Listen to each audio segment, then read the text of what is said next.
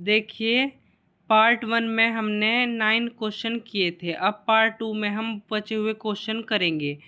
तो क्वेश्चन है 10th question देखिए, what is bagging technique, how it is useful in a plant breeding program. Bagging technique क्या है और ये प्लांट ब्रीडिंग प्रोग्राम में कैसे यूज़फुल है वो हम देखेंगे। देखिए, bagging technique is the covering of stigma with the help of bag. Bag की हेल्प के साथ स्टिग्मा को कवर कर दिया जाता है।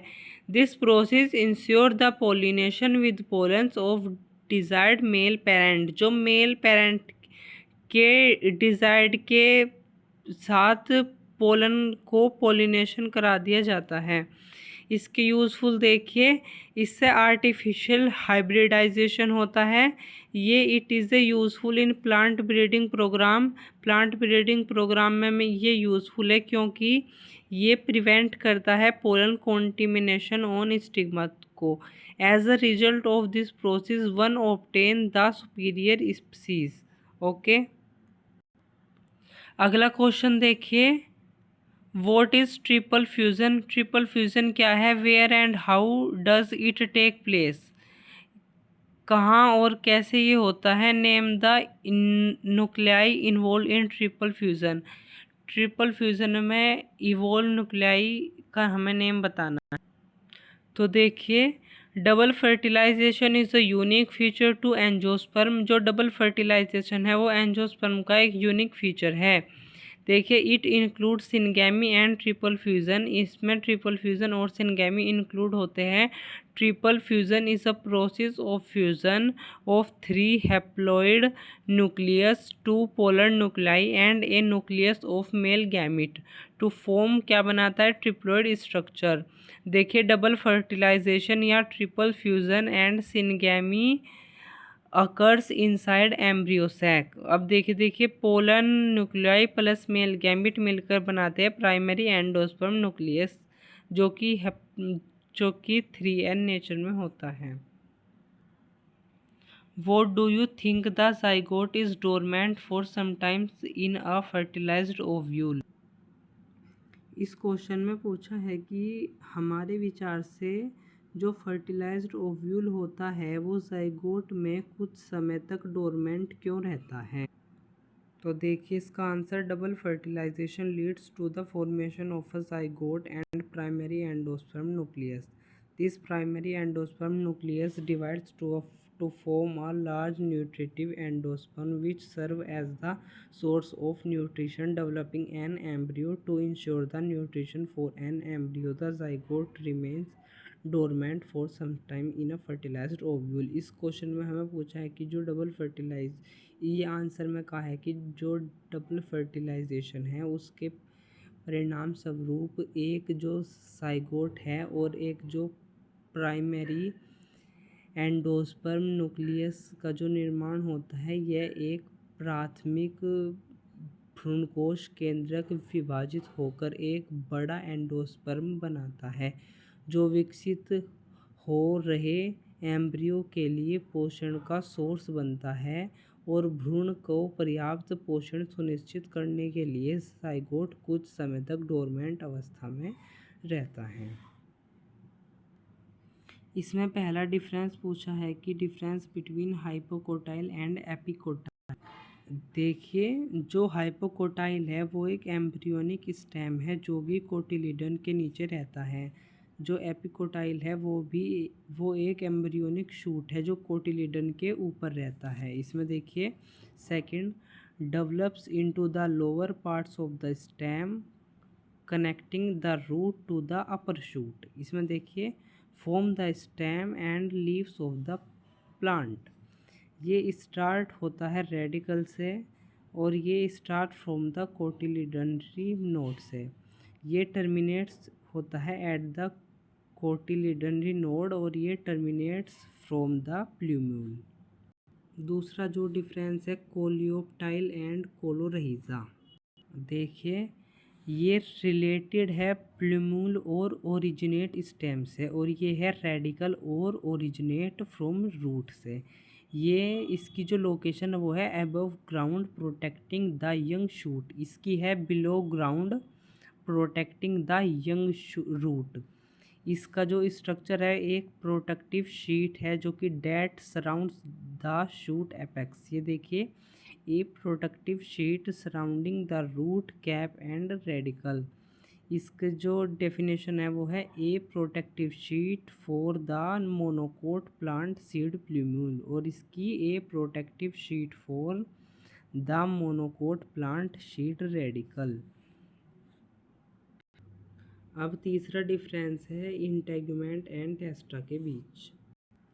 इंटेगुमेंट ओव्यूल की एक आउटर कवरिंग है जबकि टेस्टा सीड की एक आउटर कवरिंग है। इसका फंक्शन है ये ओव्यूल को प्रोटेक्ट करता है और ये protect the seed and aids in dispersal. इसका डेवलपमेंट होता है प्री फर्टिलाइजेशन में, इसका होता है पोस्ट फर्टिलाइजेशन में। ये सेल टाइप देखिए इसका, ये living cell smooth and thin होती है, ये dead cell thick and can contain sclereids होती हैं। इसमें डिफरेंस देखिए पेरिस्पर्म एंड पेरिकैप। ये देखिए इसकी location, it is a part of seed, जबकि ये it is A part of fruit. इसकी देखिए नेचर, ये यूज़फुल ड्राई होता है, ये फ्लैशी या ड्राई दोनों हो सकता है। इसका फंक्शन है एम्ब्रियो को न्यूट्रिशन प्रोवाइड करना। इसका है देखिए protection and dispersal of seed का। इसका जो ओरिजिन है वो है न्यूसेलस और इसका है ओवरी की वॉल। इसका एग्जाम्पल है black pepper, coffee beet etcetera. इसका एग्जाम्पल है मैंगो, एप्पल एंड स्ट्रॉबेरी। आगे देखिए बहुत इंपॉर्टेंट क्वेश्चन है, why is apple called a false fruit. Apple को हम फॉल्स फ्रूट क्यों कहते हैं। Which part of the flower form the fruit. Fruit का कौन सा पार्ट, सॉरी फ्लावर का कौन सा पार्ट फ्रूट में बदल जाता है। तो फ्रेंड्स देखिए, एप्पल एक ऐसा फ्रूट है जो कि फॉल्स फ्रूट है क्योंकि इसका डेवलपमेंट फीमेल की ओवरी से नहीं हुआ, इसका डेवलपमेंट थैलेमस यानी कि पुष्पाशन से हुआ है, इसीलिए ये एक फॉल्स फ्रूट है। अगला क्वेश्चन देखिए, what is meant by emasculation. Emasculation क्या है, कब और क्यों कोई प्लांट ब्रीडर इस टेक्निक को एम्प्लॉय करता है। तो देखिए friend, emasculation is a practice है, स्टैमिन या एंथर को रिमूव कर देते हैं। कब, बिफोर डिहाइसिस से। जो बाइसेक्सुअल फ्लावर होते हैं, जो फीमेल पेरेंट में बाइसेक्सुअल फ्लावर होते हैं, वहाँ से डिहाइसिस एंथर से पहले इस स्टेमिन को रिमूव कर देते हैं। इसका देखिए, a plant breeder employ this technique in the bird में ये टेक्निक होती है एंथर को डिफ्रेंशिएट करने से पहले। इसको ज़रूरत होती है सेल्फ पोलिनेशन रोकने के लिए। अगला क्वेश्चन देखिए, explain the role of tapetum in the formation of pollen grain wall. Pollen grain wall के फॉर्मेशन में टेपिटम का क्या रोल है। देखिए टेपिटम क्या है, एक स्पेशलाइज्ड लेयर है न्यूट्रिटिव सेल की, ये लोकेटेड होती है स्पोरोजिनस टिश्यू और एंथर वॉल के बीच में। इसका रोल क्या है, टेपिटम प्रोवाइड करती है न्यूट्रिशन डेवलपिंग पोलन ग्रेन को। दूसरा, सीक्रेट एंजाइम, प्रोटीन, हॉर्मोन्स, और ये पोलन ग्रेन्स को ये भी प्रोवाइड करती है। और क्या, secrete pollen kit over the outer side of mature pollen. Mature pollen के आउटसाइड पोलन किट भी सीक्रीट करती है। What is apomixis and it is important.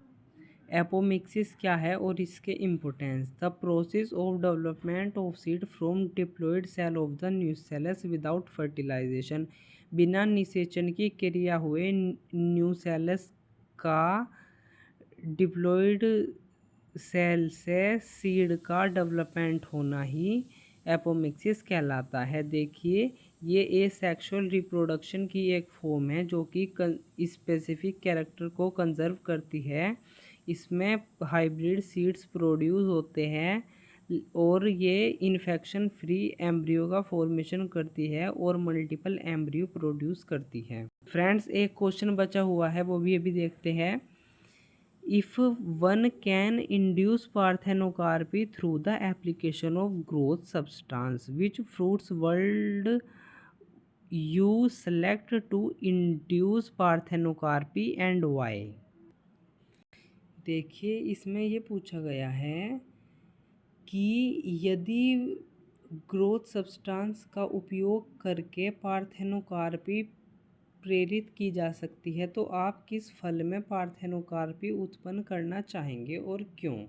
तो देखिए, इसमें ये है कि पार्थेनोकार्पी फ्रूट सीडलेस तो होते ही है, दे डेवलप फ्रॉम ओवरी, बिना फर्टिलाइजेशन के ओवरी से डेवलप होते हैं। और हम किन फ्रूट को इसमें सेलेक्ट करेंगे, जैसे कि banana, grapes, orange, pineapple, guava, watermelon, lemon are selected because seedless fruit है और इनकी हाई इकोनॉमिक इम्पोर्टेंस है।